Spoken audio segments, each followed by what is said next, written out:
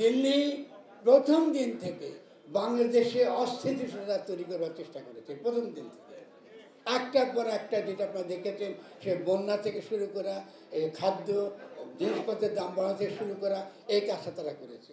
কিন্তু এখন তার যে পদক্ষেপ, এটা ট্রাম্প আসার পরে এবং নরেন্দ্র মোদীর সঙ্গে তার যে 12 তারিখে তার যে সাক্ষাৎ হবে, তারই আগে এটা ছিল লিটমাস টেস্ট।